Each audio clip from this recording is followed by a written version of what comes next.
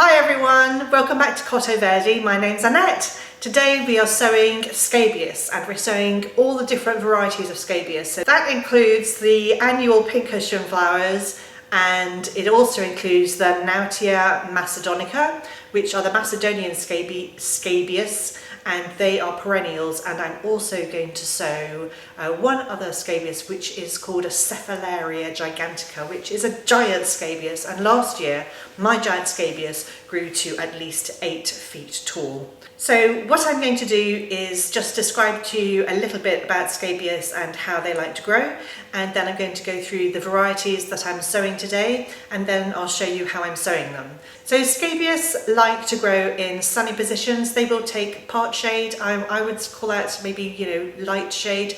They definitely prefer to be in the sun. And it also says most Scabious like free draining soil, but my soil is heavy clay and I get stupendous showings from my Scabious. I do make sure they're watered through the summer. They're in a sunny location, but they survive my heavy clay soil quite well. So I'm just putting that out there, but obviously go with what the experts say and go with what I say using your own judgment. Free draining soil is probably best. So with all the Scabious, you can sow them through the winter if you keep them under cover, or you can sow them now in the very late winter, early spring. When you sow your Scabious, sow them on the surface of the soil because they need light to germinate. You don't need to have grow lights to do this. I, for years and years and years, grew all my seedlings in the kitchen right next to the window. This is true, and I did have to rotate them so they didn't start leaning towards the light.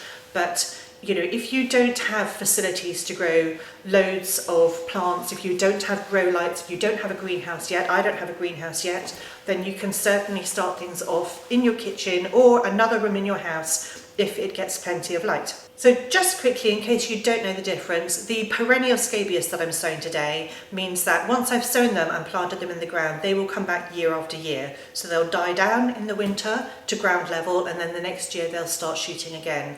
Most of these perennials are short-lived perennials, and by that we mean that they don't last for more than a few years, and then they start kind of petering out in their vigour, and you'll probably get less flowers.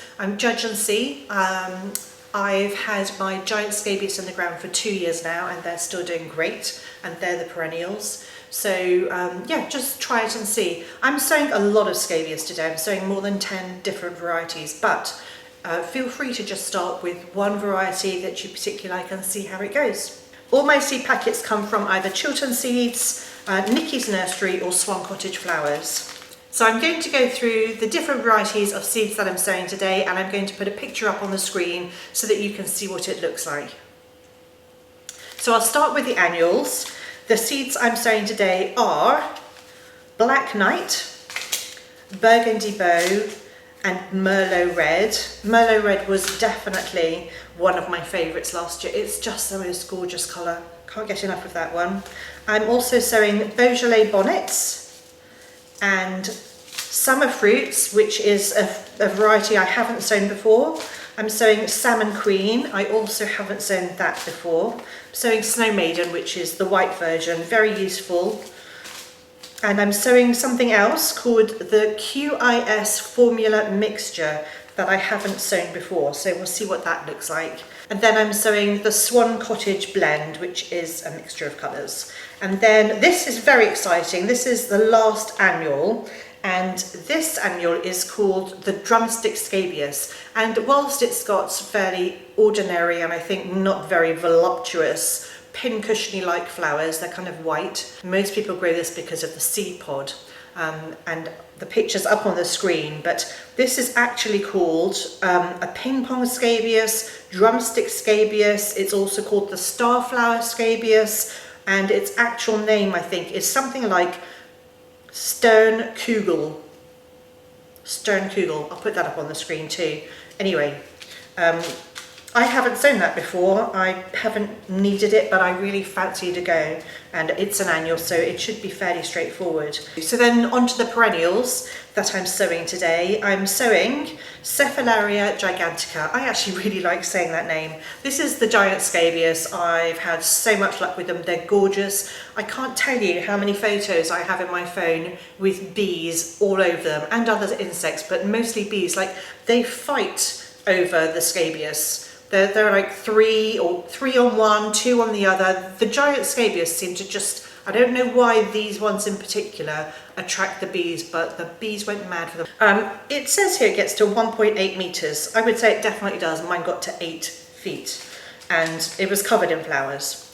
The next perennial that I'm growing is called Perfection Blue. It's from the Perfection series, and the Latin name is Scabious caucasica.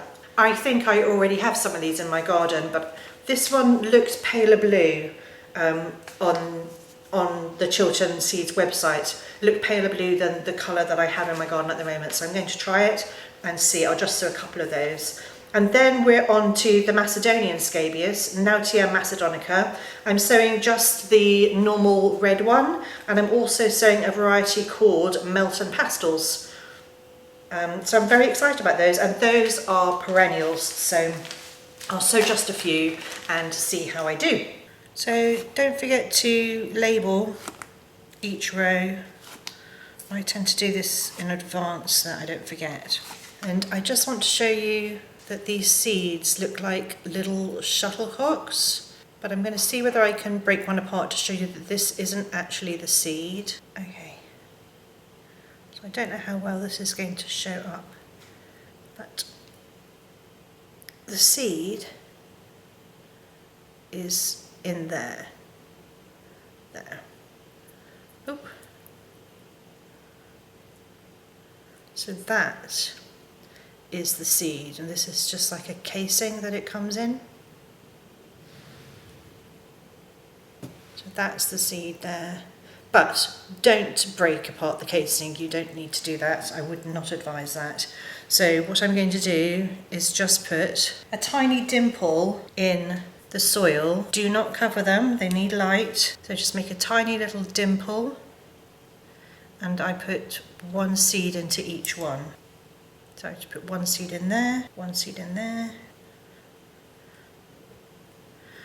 Okay, and then I'm literally just tapping on it to make sure it's in contact with the soil, but I'm not going to cover them. These seeds have arrived as actual seeds. I'm putting 2 of these into each one only because they're old. Don't oversow, you'll end up having to prick out. But this seed is a year old, so I just want to make sure that something germinates. So I'm oversowing the Beaujolais bonnets because these seeds are from 2020, and I want to make sure I get something. So I'm putting maybe 4 in each cell, but you do not have to do this. If your seed is from this year, don't oversow because you'll end up wasting seed and having to prick out too much stuff. All the scabious seeds germinate in light, so you don't want to cover them. If you really want to, you could cover them with a very fine layer of vermiculite, but I'm just going to leave all of mine exposed to the light.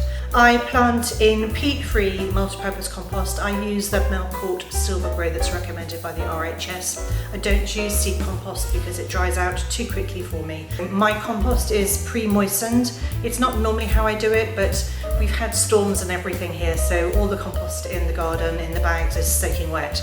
So it's all gone into the trays, pre-moistened.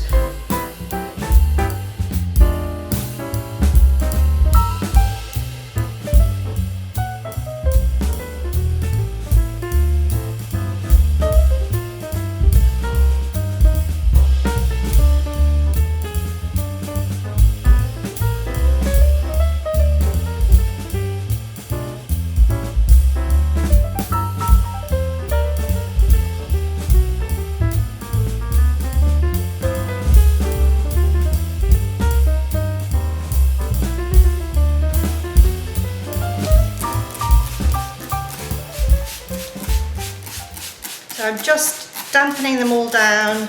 This is not a strong spray, so it's not going to dislodge any of the seeds. And just make sure each one gets a nice little soaking.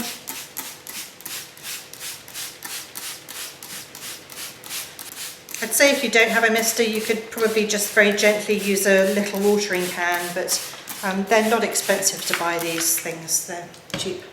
And then I'm going to cover each one of these with a plastic lid and take it through to the grow room.